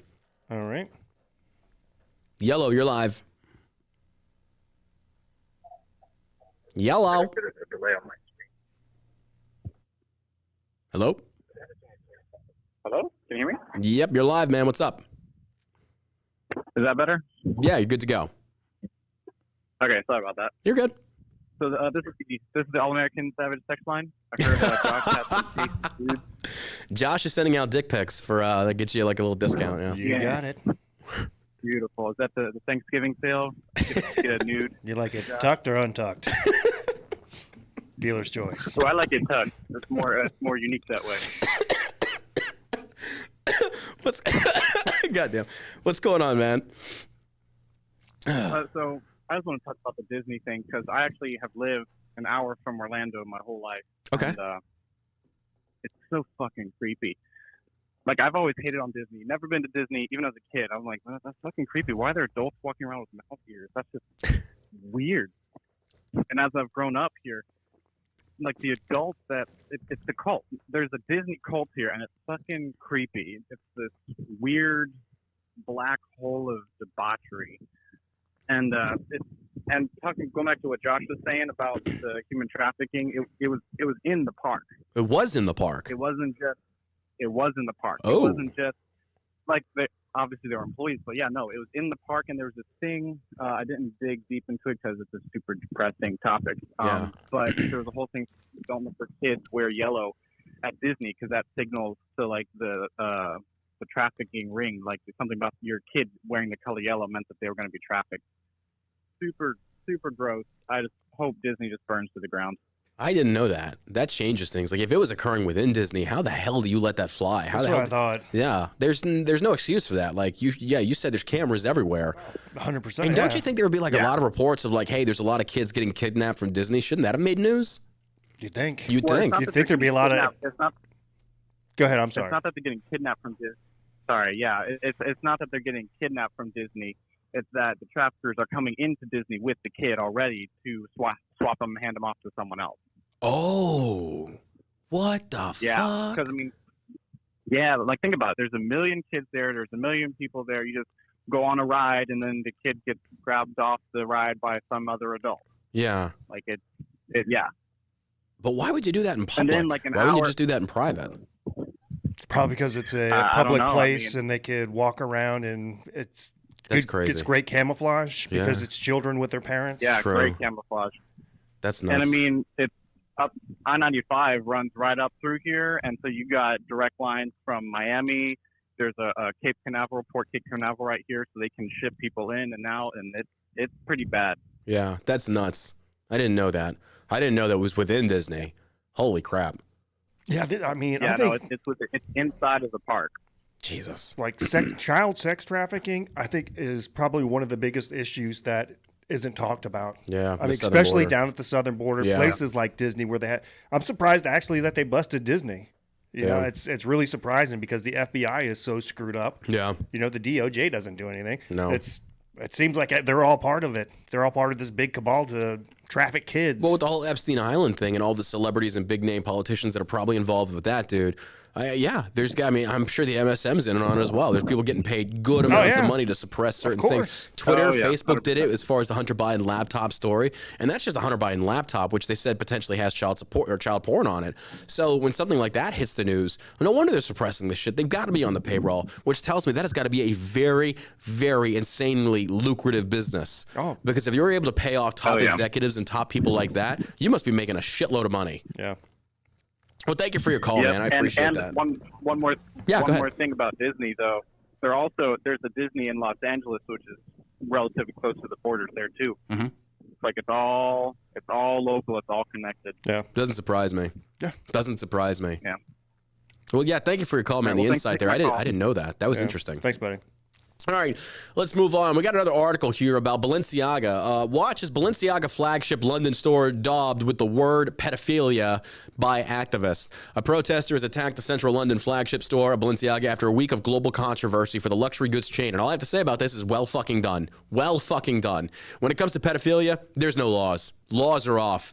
There is no justice. The DOJ has failed. We have no justice in this country. It's fine. I don't care. If your brand wants to stand with pedophilia and child pornography and shit like that, you deserve to get everything you get. If you don't think it's happening in the government, just look Oh, yeah. at the latest addition to the Supreme Court. Jesus. A lady who said an 18-year-old was peers with 7-year-old and gave him a light sentence for having all this pornographic material of a child.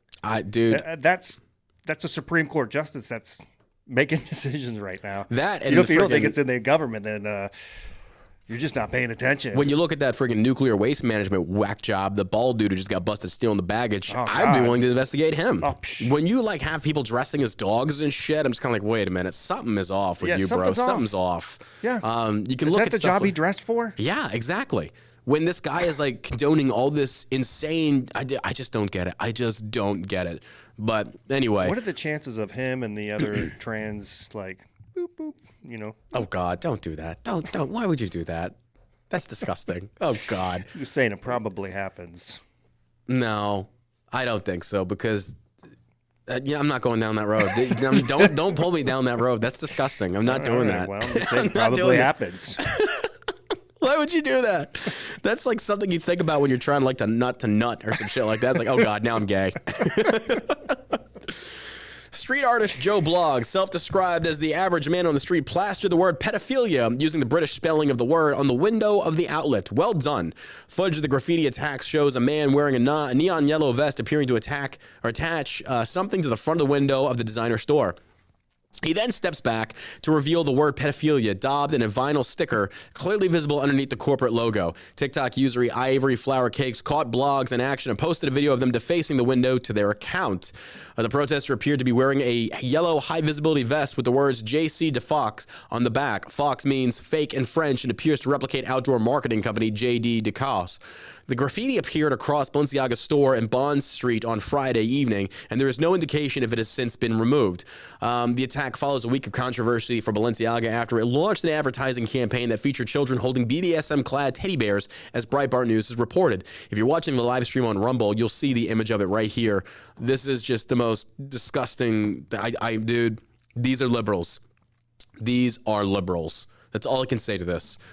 You know, there are conversations you can have when you stray from like religious values and things such as this, or at least moral guidelines. This is what you get. Yeah. This is what you get when you allow degeneracy, debauchery to overtake your society. This is it right here. You would never see something. I'm not even gonna say it. Actually, never mind. I was gonna say you never see anything like this in the Middle East, but then again, they do throw people off of buildings, and so it's not like that's not like the best way to like counter that point. Not a lot of middle ground there. Not a lot of middle ground, but it's like it's an extreme on one end or the other. Balenciaga apologized in the wake of the intense social media backlash last week, pleading the company did not approve the pictures and they strongly condemned. Yeah, bullshit. Yeah, fucking shit. You tell me this is a multi-billion-dollar company, and they don't preview. You don't preview your shit, dude. The ads that are going out. Yeah. I mean, wouldn't it be just common sense not to put, I don't know, you would think, child porn as your advertisements? Yeah. Or a child holding a BDSM teddy bear. But once again, folks, this is not outside the realm of what liberal ideology has pushed in these last few years as far as children attending drag queen story hours, drag shows. And they counter that with saying, well, it's not sexual. Yes, it is. I'm sorry, when a dude is walking around with his titties out and just his nipples covered, holding the hand of a child. And your butt is hanging out. Yes, and you're walking her around the strip club. It seems kind of sexual. I hope nothing but violence happens to these people. I hope people rise up and start attacking these people. I really do. That's what you deserve. Quote me on that. I don't give a fuck. If you're out there sexually exploiting children and sexualize them, I hope somebody comes in and caves in the side of your fucking head with a brick. I don't care. There should be no room in this society for pedophilia. None. I'm sorry, none at all. You should have violence. Like every single parent out there should be rising up and taking baseball bats to these motherfuckers in their businesses. Every single parent. There should be a zero tolerance policy. I'm still waiting for these places that have hosted these drag shows to get firebombed, and I hope they do. I hope they do. Because you should be afraid. You should be afraid of the wrath of parents when you want to host something like that. Fuck these liberals. 100%. I mean, you live to be parents. Just being an adult with a conscience. Excuse me. I agree. You could see like child abuse. I mean, if you saw a child getting beat up by an adult, would you intervene? Yeah, absolutely. Probably, yeah. But if they can be sexually exploited, no, we're good. Yeah, well. Balenciaga has since filed a $25 million lawsuit against the producers of the advertising campaign. That's a good cop-out. That's we don't agree with this, and we're now filing a lawsuit. Like, dude, shut the fuck up. Yeah, it's just like Disney replacing their CEO with another liberal. Okay. Yep.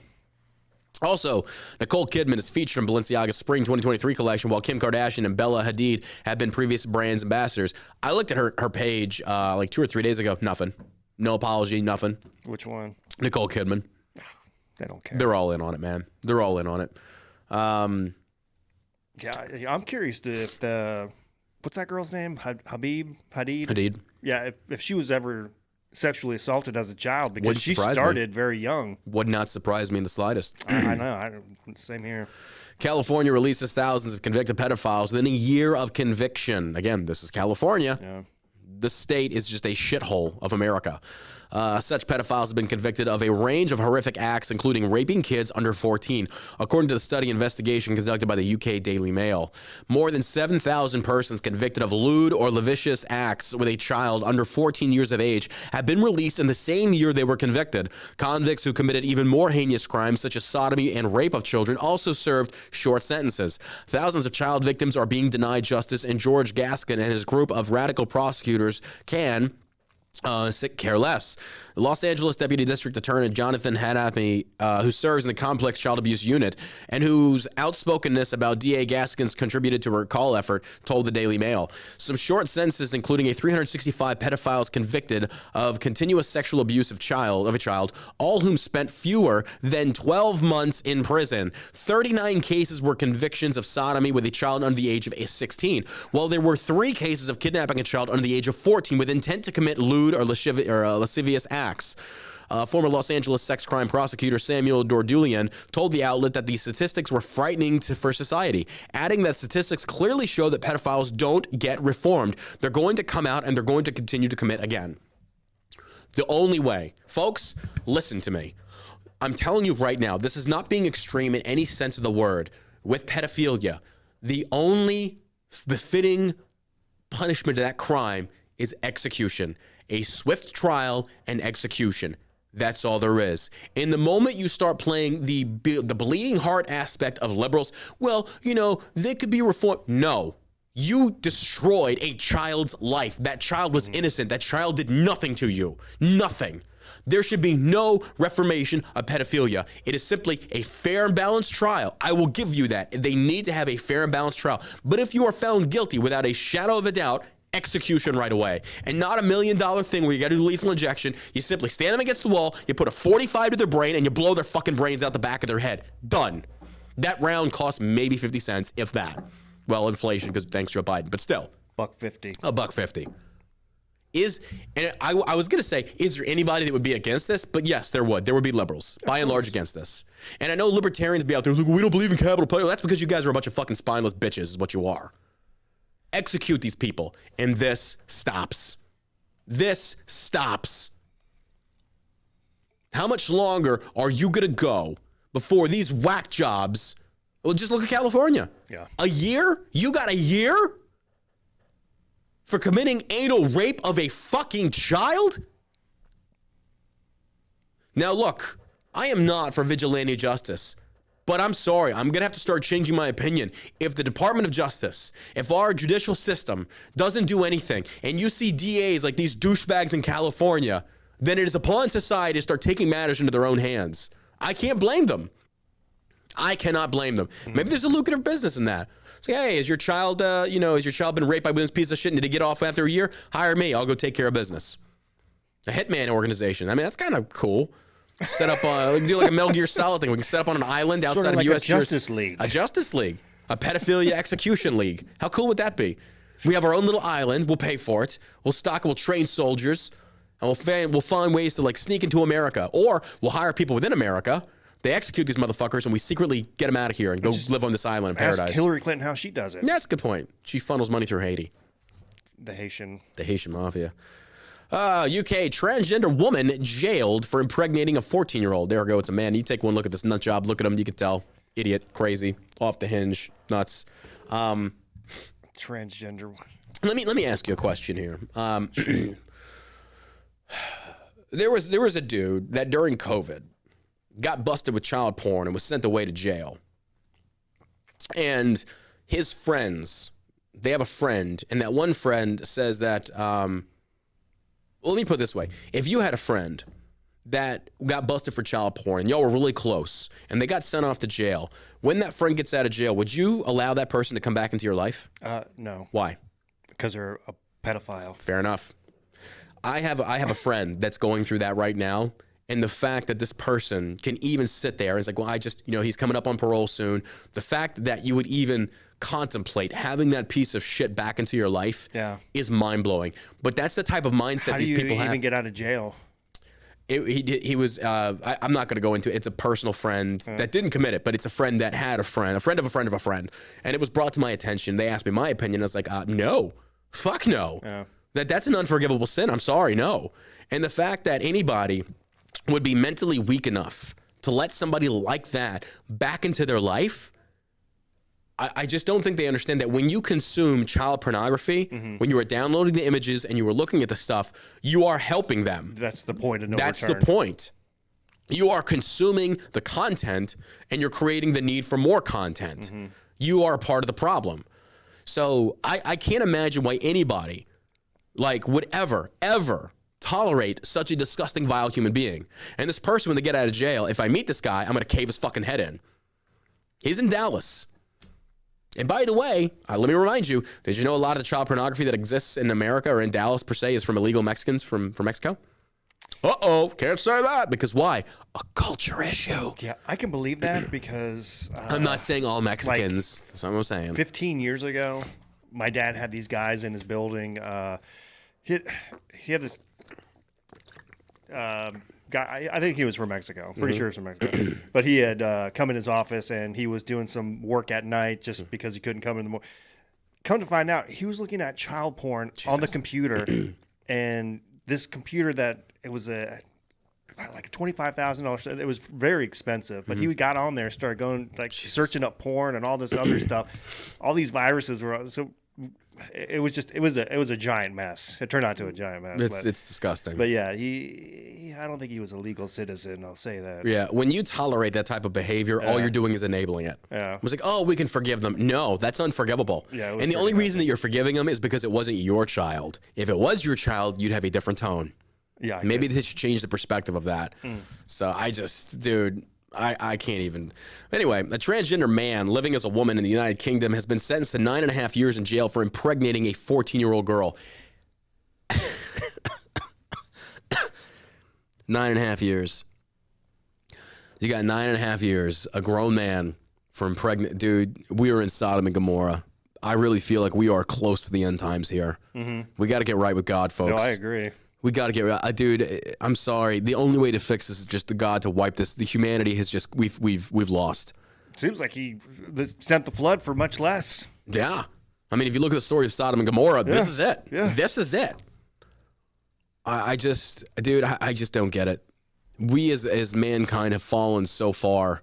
You got Justin Trudeau going on that drag show. Did you see that? The first Canadian prime minister went on this degenerate show of these freaking dudes dressing around as women. It's like, oh, they're so brave. It's like, no, you're a bunch of wackos is what y'all are. Was he sitting there in blackface? Oh, my God, that'd be so They're great. so brave. They're so brave. They're so brave. I don't know. The jury found transgender David Orton, who identifies by the name Danielle Rose. Sounds like No, I didn't finish. Daniel Rose Gemini. Son of a bitch. I'm a Gemini. There's another reason not to date Geminis, apparently, because all the horoscope fruitcake sounds like, I knew it. It's in his chart. I read it. I knew it. All Geminis are pedophiles. Some shit like that. When guys, kings, pay attention. When she asks you what time you were born, fucking run. Fucking run. Right here. Eyes on me, guys. Eyes on me. And the lesbians out there that date the same type of weirdos. If they want to read your chart and know what time you were born, get the fuck out of there. Those people are wackos. They are wackos. Oh my gosh. Danielle Rose Gemini, guilty on 2 counts of penetrative sexual activity with a child, but found him not guilty on 2 counts of rape. Officer said the victim had been vulnerable and initially refused to believe that she was being sexually abused, reported the BBC. However, she later changed her mind and told police what had happened. Leicestershire I couldn't help that. Leicestershire police said that Orton was aged 25 at the time of the sexual acts and identified as a woman. They could not say his current gender identity. Investigating officer detective, and they couldn't say it not because they didn't want to, it's because they just couldn't figure out that fucking wacko. Investigating officer detective constable Sarah Lee Boutillier said that Orton refused to accept any wrongdoing for his crimes. That's because he's insane. Yeah. You can tell by the face tattoos. You can tell by the fact he's a transgender as well. These people are unhinged. I'm sorry. Well, I'm not sorry. You see these, look. Every single one of them. I'm not going to go down that road, whatever. I cannot, the more that I see these people, the less I don't want to be around them. I don't want to be around. I'm sorry. I can't. There comes a time when you have enough anecdotal evidence that was like, look, this is just the reality. Mm-hmm. This is just the reality of the matter. Throughout our interviews, Orton refused to accept that there was any wrongdoing. Okay, never mind. Boutillier added that she hopes the sentencing will help the victim come to I'm done reading this. It's fucking ridiculous. Execute that piece of shit. What are the 9 years. chances that in prison... I bet they put him in a female facility, right? If he's identifying to be a woman? I have no idea. And it is in I don't the know UK. how the UK works. The UK is pretty liberal. They are. Apparently, Yeah. only 9 years. Well, I mean, you can get arrested from posting a meme and teaching your dog. Right. I thought that was the funniest thing ever. They arrested a dude for making a swastika out of transgender flags, which was funny as hell. Yeah. And there was another one where the dude taught his dog how to do the Zig Heil Hitler salute, and they arrested him for that. I was like, wait, you arrested a guy for teaching a dog how to raise its paw? It's like, are you? And speaking of that, hold on, I gotta play this thing for you. You're gonna love this, bro. You're gonna love this. Oh my God, this is so great. This is by far one of the most funniest stand-up comedy bits I have ever heard. Listen to this. Hold on, here we go. Adolf Hitler, the embodiment of evil, waged war on humanity for 6 years. And then, in his bunker, wed Ava Braun. And the next morning, blew his brains out.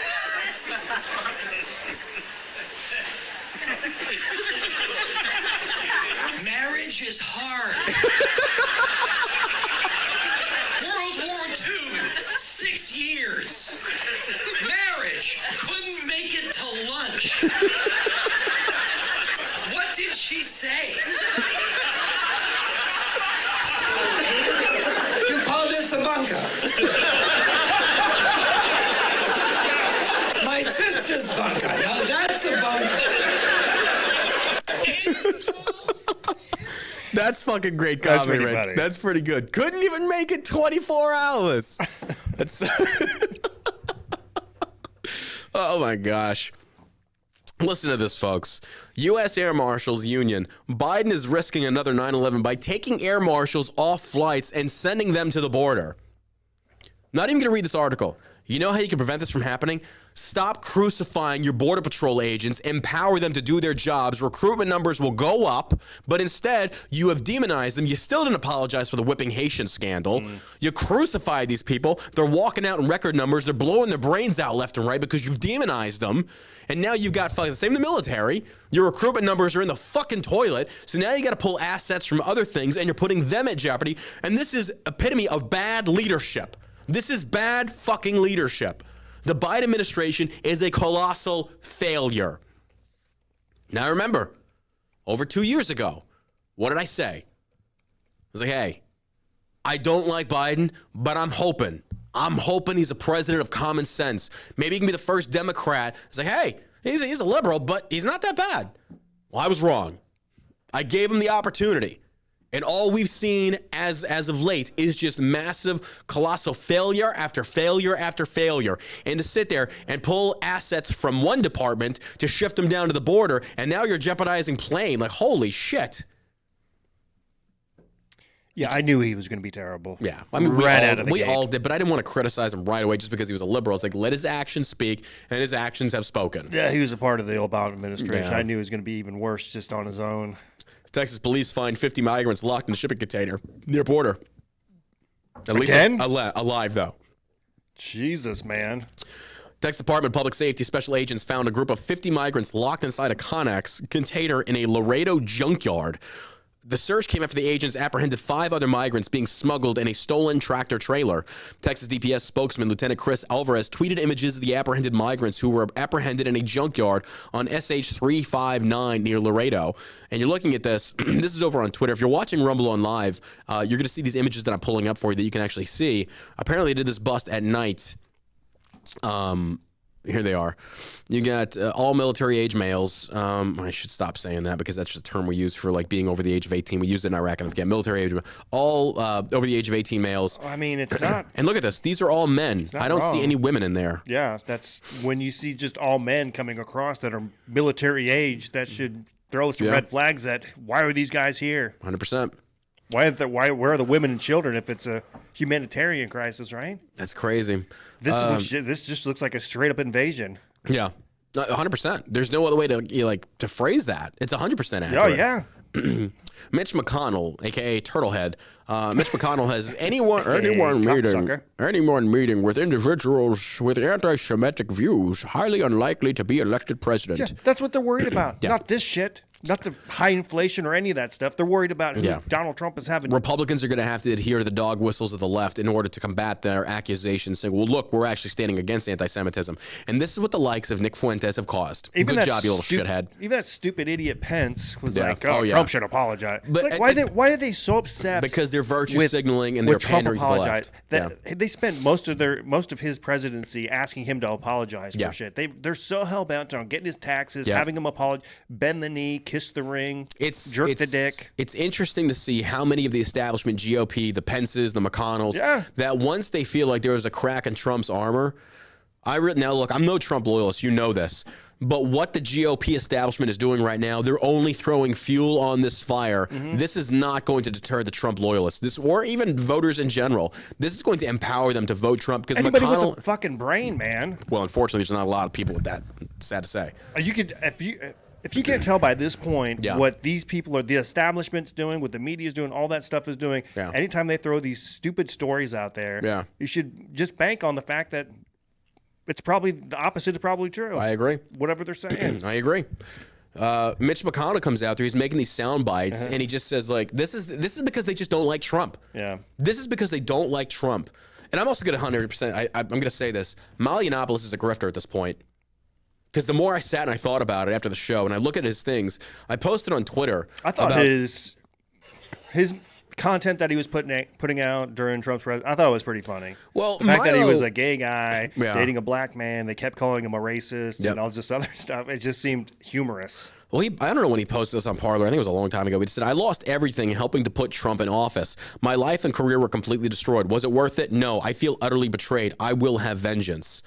He then goes on to say that the South must rise again. Well, look, like you said before, when you are a provocateur, it's Russian roulette, man.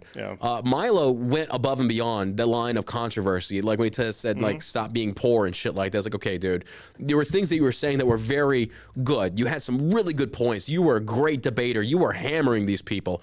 But you went too far so many different times. Trump didn't make you do that. You did that. You don't get to scapegoat Trump for your actions.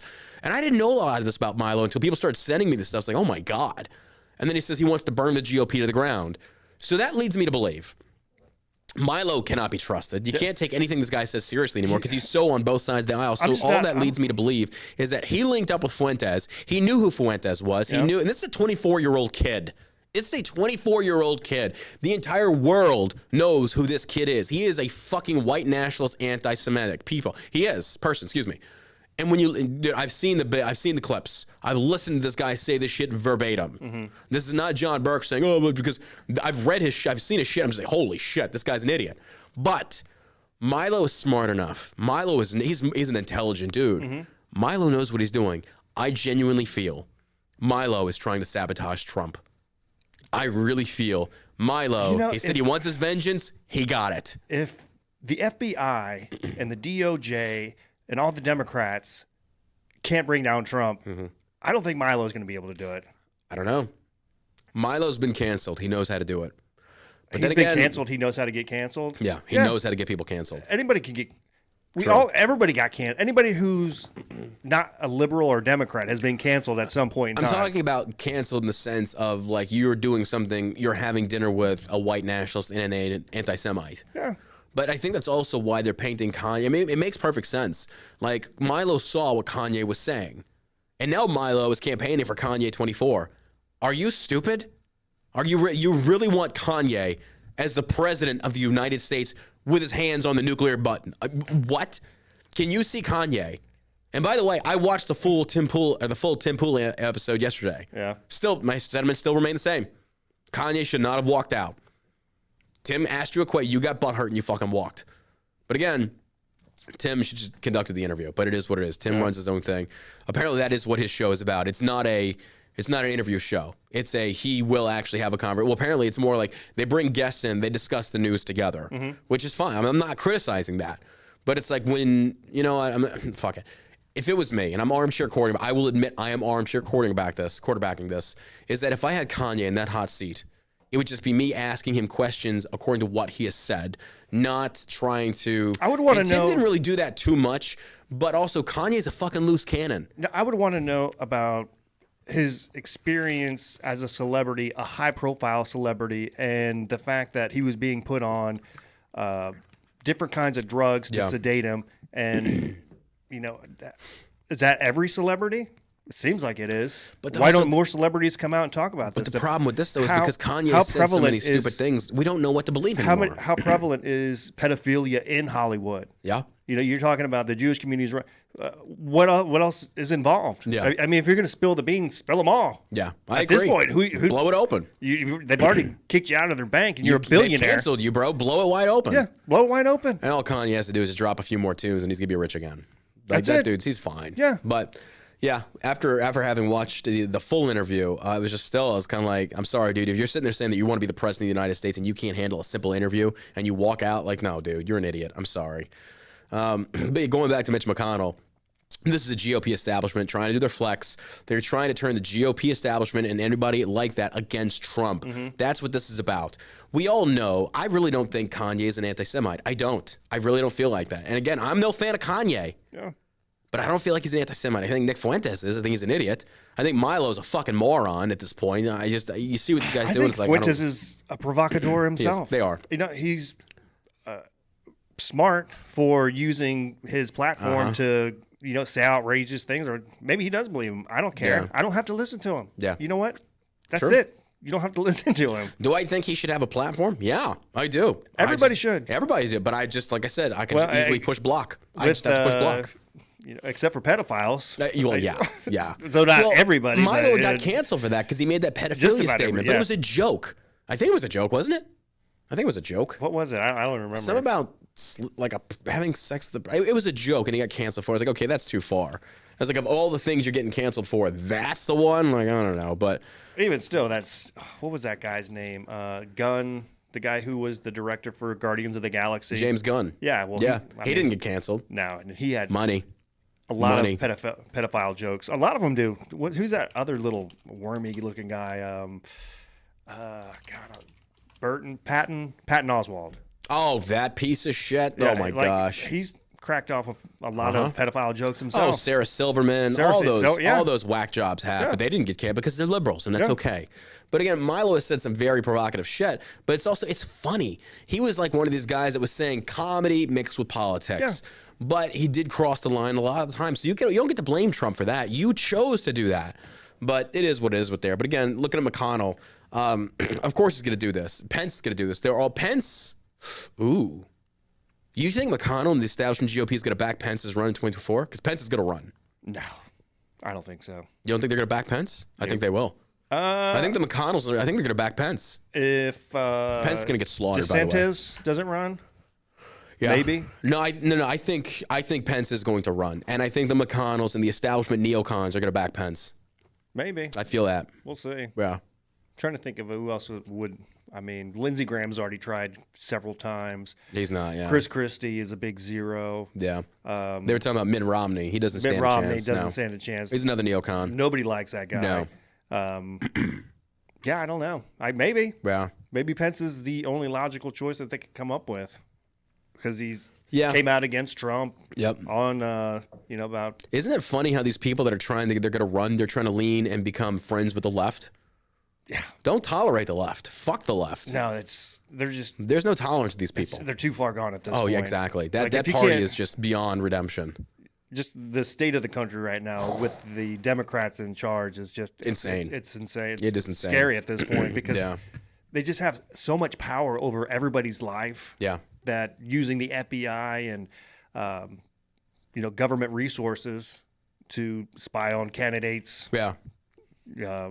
The January 6th stuff. Yeah. All those people that were down. Like they're geo-tracking the people that were just there, not just the people who broke into it. Yep. So. And still no word on the pipe bomb people. Oh they found all the January 6th, but no word on the pipe bomb people because you know why. Oh, yeah. We already covered CNN layoff. Workforce's parent company undergoes cost cutting. CNN started to inform staffers of layoffs as its chairman and CEO, Chris Light, wrote that notices will go out on Wednesday and Thursday. Today, we will notify a limited number of individuals, largely some of our paid contributors, as part of a recalibrated reporting strategy. Light wrote in a memo shared on Twitter by CNN. So I'll just say this right now. If CNN stands any hope of regaining its foothold in the MSM, which it won't. Sell to Elon. It should. Yeah. You're going to have to fire everybody. If they keep Don Lemon, no. Absolutely not. You have to get rid of everybody. You've got to start fresh, and CNN needs to do a facelift. Yeah, honestly, they have to sell the company. Yeah, I agree. They're not going to, though. No, they're not going to, but to. that's the only way they would ever establish any sort of credibility. I think, I ever agree. again. I agree. Get rid of it. Sell it to Elon. Dude, but that scares me. That scares me. You know, Elon's got Twitter. He's got Twitter, and he's pushing for free speech. Oh, hey, Amory King. Amory King hit me up today. He should buy it. Amory King said that he got an email from Twitter asking him if he wanted to appeal his account suspension. Oh, really? Yeah, and he's like, did you receive it? And I've been checking my email. I haven't seen anything. Elon said this is the week that the amnesty goes into effect. You go back on it, man.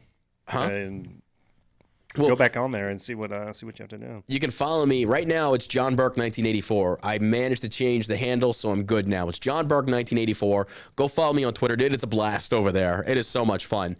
I've learned to just use more emojis instead of cuss words and stuff like that because you don't get flagged for that. But it's interesting to see all these freaking people whining and crying. We got them on the run, boys. I followed back. Advance, say yeah.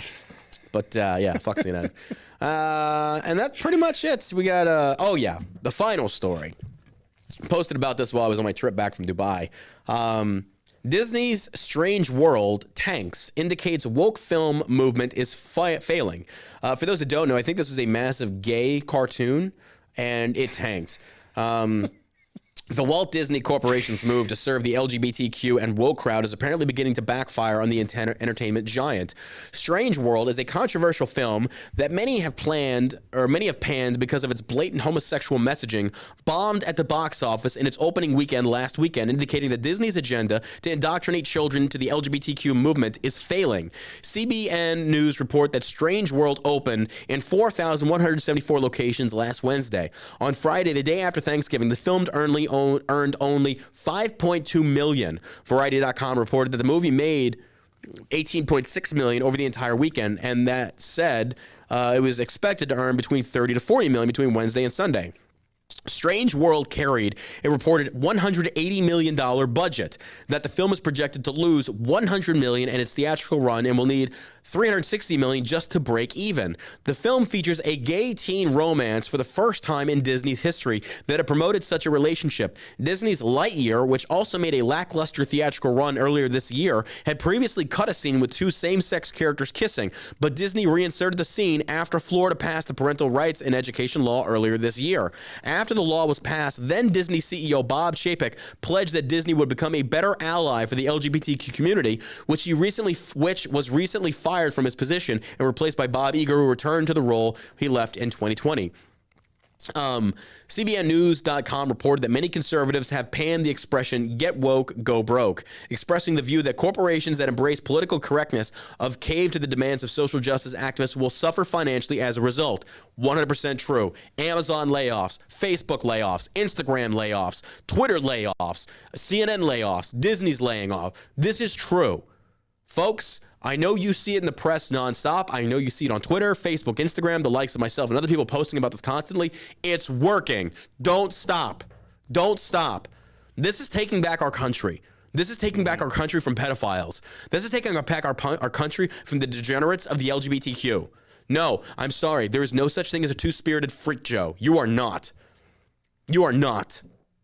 This is the biggest I told you so outside of COVID. If you want to embrace degeneracy, this is what you get. You are now off the rails of normality, and this is what you get. Pedophilia. Mm-hmm. It's like you cannot go any lower. You cannot go any lower. We have hit rock bottom. Yep. This is it. And the way to fight back, it's a dual economy. Mm-hmm. And I'm okay with that. I'm okay with a national divorce. I don't want to share a country with you idiots. I don't. If a civil war occurred, I'd be okay with that. I'd be okay with it. I would. For those that stand for pedophilia, for those that stand for this shit right here, no. That ain't freedom. That's perverse and disgusting. That's violating the rights of children. Genital mutilation, puberty blockers for underage children. Dude, these people should be lined up against the wall and shot. They're disgusting. They are disgusting. And I don't feel like that's bias. I don't feel like that's like some kind of boomer Republican stance. I feel it's a stance of common fucking sense and decency and morality, which many people have lost. Because you know why? Social media. As always, social media. Oh, well. Well, folks, that does it for today's episode. We appreciate you being here. Thank you for tuning in today. And don't forget, today is the last day. It is the last day to get 45% off of your Shell Shock order. ShellShockCBD.com. We've got products to help you with sleep. We've got products to help you with anxiety. We got products to get you stoned off your ass. Why? Because God knows we need it in this time, because Biden keeps fucking the pooch on this one. I know it's bestiality. Easy, Sink Euchre. I know that turns you on. Chill the fuck out, bro. But anyway, check out ShellShockCBD.com. Code STUFFED saves you 45% off. We appreciate your love and support. Oh, before I forget, if you've ordered from us, we are getting on top of these orders. Our team of 2 is in the room. We're helping do labels, Josh and myself. I think we're going to be getting 500 orders out today. I think we got over 4,000 orders over the past few days, and we are jumping on top of this. We are getting this out. Please be patient. You will get your order on time, well, within a reasonable time frame. Most you'll wait is possibly a week, if that. But these guys back there are cracking skulls. They're crushing it. They're doing a damn good job. So big shout out to them. So just be a little patient. Once you place your order, give it a day or 2. You should get the notice that we've printed the label and we're shipping it out to you. We appreciate your patience, and we definitely want to keep you as a customer for life. So we're doing our best to make sure that happens. So we love you. We cannot thank you enough. You got anything to add, my man? Yeah, you guys have a great day. Until tomorrow, folks, you stay savage, America.